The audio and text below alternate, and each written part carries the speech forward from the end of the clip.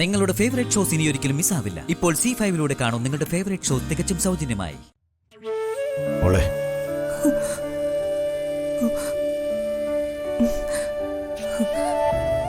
ഇനിയെങ്കിലും പറ, എന്താ മോളെ മംഗലശ്ശേരിയിൽ സംഭവിച്ചത്? കവിത എന്താ നിന്നോട് പറഞ്ഞത്?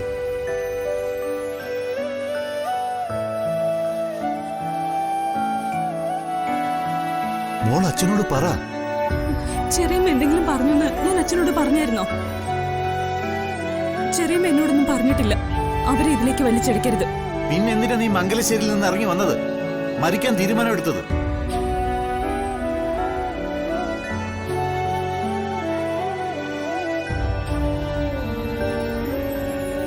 ഒന്നുമില്ലാതെ നീ അങ്ങനെ ഒരു ബുദ്ധിമോശം കാണിക്കില്ലെന്ന് എനിക്കറിയാം.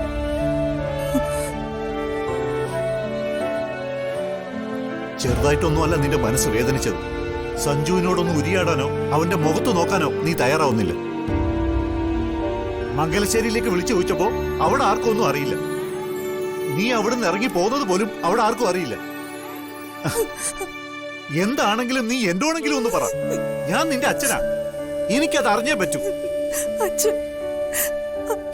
അച്ഛൻ എനിക്കറിയാം മനസ്സമാധാനം എന്താ. നിനക്കല്ല, ഞങ്ങൾക്ക് മനസ്സമാധാനം വേണ്ടത്.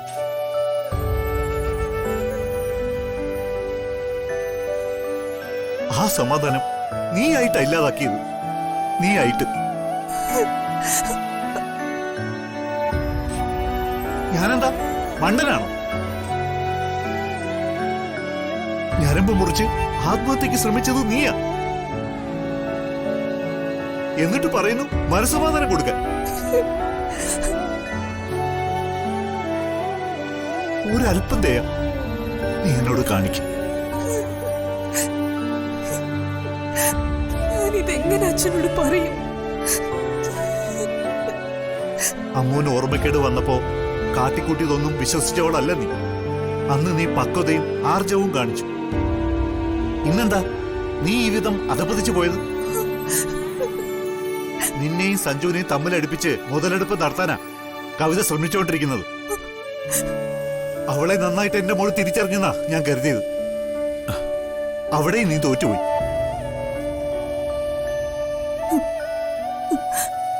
അച്ഛൻ പറഞ്ഞതാ ശരി. തോറ്റുപോയവള് തന്നെയാ ഞാൻ. സ്നേഹിച്ച് വിവാഹം കഴിച്ച ഭർത്താവിനെ തിരിച്ചറിയാൻ കഴിഞ്ഞില്ലെങ്കിൽ നീ എന്തു ഭാര്യ? ചതിക്കപ്പെട്ട ഭാര്യ അച്ഛൻ ഞാൻ. വെറും ഭാര്യയല്ല, രണ്ടാം ഭാര്യ. സ്വയം ഇല്ലാതാവാനാണ് തീരുമാനിച്ച് ഉറപ്പിച്ചു വെച്ചിരിക്കുന്നെങ്കിൽ ആദ്യം ഞങ്ങളെങ്ങും കൊല്ലും. ഒരു മകള് കാരണം എന്തൊക്കെ ഞാൻ അനുഭവിക്കണം. കല്യാണത്തിന് ഇറങ്ങി പുറപ്പെട്ടതിന് ശേഷം സ്വസ്ഥതയും സമാധാനം എന്താണെന്ന് ഞാൻ അറിഞ്ഞിട്ടില്ല.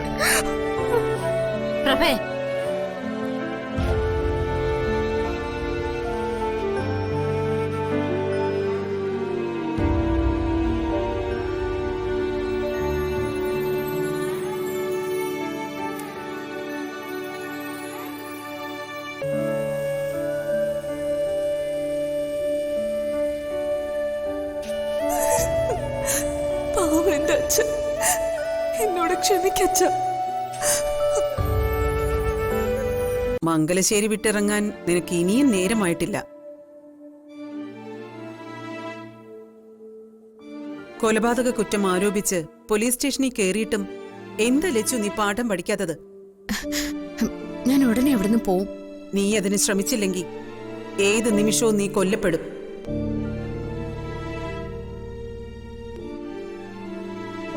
നീ കൊല്ലപ്പെട്ടാൽ എന്താ സംഭവിക്കാന്നറിയാലോ. നീ ആരാണെന്നുള്ള സത്യം ലോകം അറിയും. സഞ്ജു അകത്തു പോവും. ഓ, അപ്പോ ഇതൊക്കെയാണല്ലേ നിങ്ങൾ പ്ലാൻ ചെയ്യുന്നത്? ലച്ചുവിന്റെ ജീവൻ എടുക്കാൻ നടന്നത് നിങ്ങളല്ലേ? ഞാൻ മംഗലശ്ശേരിക്കാരുടെ ചോര മാത്രമേ ആഗ്രഹിച്ചിട്ടുള്ളൂ. ഒരിക്കൽ പോലും ഇവളുടെ ജീവന് വേണ്ടി ഞാൻ ഒന്നും ചെയ്തിട്ടില്ല. ഞാൻ അതിന് ആഗ്രഹിച്ചിരുന്നെങ്കിൽ ഇന്നിവൾ ഭൂമുഖത്ത് കാണില്ലായിരുന്നു. ഇവൾക്കേ കോളേജിൽ പോകാനുള്ളതാ. നിങ്ങൾക്ക് പറയാനുള്ളത് എന്താണെന്ന് വെച്ചാൽ പറയണം. നിന്നോട് ആ വീട്ടിൽ നിന്ന് മാറി നിൽക്കണമെന്ന് ഞാൻ പറയാനുള്ള കാരണം പറയാം. നിന്നെ കൊന്നുകളയാൻ വേണ്ടിയാ കവിത ജാക്കി എന്ന ഗുണ്ടയെ ടെറസിലേക്ക് കയറ്റിവിട്ടത്. കവിതയുടെ ലക്ഷ്യം നിന്നെ കൊണ്ട് സഞ്ജുവിനെ കൊടുക്കുകയായിരുന്നു.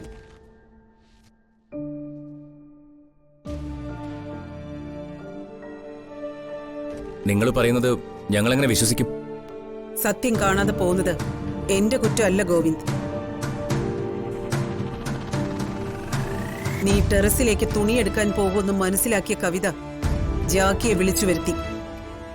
വീട്ടിൽ അധികാരം ഉണ്ടായിരുന്നുമില്ല. പക്ഷേ കവിതയുടെ ലക്ഷ്യം പിഴച്ചു. ജാക്കിയും കവിതയും ടെറസിലെത്തുമ്പോൾ വസുമതി അമ്മയായിരുന്നു അവിടെ ഉണ്ടായിരുന്നത്.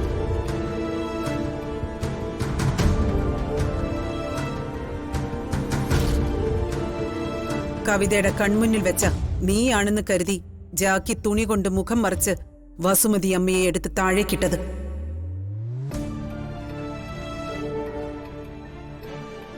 ഹും, 10 മാസം വയറ്റിൽ ചുമന്ന് നൊന്ത് പെറ്റ അമ്മയ്ക്ക് ഒരു മകൾ നൽകിയ പാരിതോഷികം. നിങ്ങൾ പറയുന്നത് എനിക്ക് വിശ്വസിക്കാൻ കഴിയുന്നില്ല. നിന്റെ മുഖം പറയുന്നു സത്യം അതാണെന്ന്. നിങ്ങളുടെ വലം കൈയായിരുന്നല്ലോ കവിത. പിന്നെ ഇപ്പൊ എന്താ ഒരു ചുവടുമാറ്റം? കവിത എന്തിനാ എന്റെ ഏട്ടനുമായുള്ള വിവാഹത്തിന് ധൃതി വെച്ചതെന്ന് ഞാൻ പറഞ്ഞു തരണോ? എന്റെ ഏട്ടന്റെ ജീവനാ ഇപ്പൊ അവൾ ഉന്നം വെക്കുന്നത്. വർഷങ്ങൾക്ക് മുൻപ് അവരുടെ വിവാഹം നടന്ന വിവരം മംഗലശ്ശേരിക്കാർ അറിയുന്നതിന് മുൻപേ ലച്ചു അറിഞ്ഞിട്ടുണ്ട്. കവിതയെ എനിക്ക് തളച്ചേ പറ്റൂ, അല്ലെങ്കിൽ എനിക്കെന്റെ സഹോദരനെ നഷ്ടപ്പെടും. അവൾ ഒരു രക്തരക്ഷസായി മാറിക്കഴിഞ്ഞു. ആരുടെ ചോരയും അവൾ ഊറ്റിക്കുടിക്കും. നഷ്ടപ്പെടാൻ പോകുന്നത് നിരപരാധികളുടെ ജീവന. മംഗലശ്ശേരിക്കാരോടുള്ള എന്റെ പക ഒരിക്കലും കെട്ടടങ്ങാത്തതാ. ഒരവസരത്തിന് വേണ്ടിയാ മുറിവേറ്റ പാമ്പിനെ പോലെ ഞാൻ കാത്തിരിക്കുന്നത്. പക്ഷേ കവിതയെ പൂട്ടാതെ എനിക്കിനി വിശ്രമമില്ല. എന്നെ വിശ്വാസമുണ്ടെങ്കിൽ ഈ ഒരു കാര്യത്തിന് കൂടെ നിൽക്കാം. പിന്നിൽ നിന്നും കുത്തിയ പാരമ്പര്യം ദക്ഷയ്ക്കില്ല.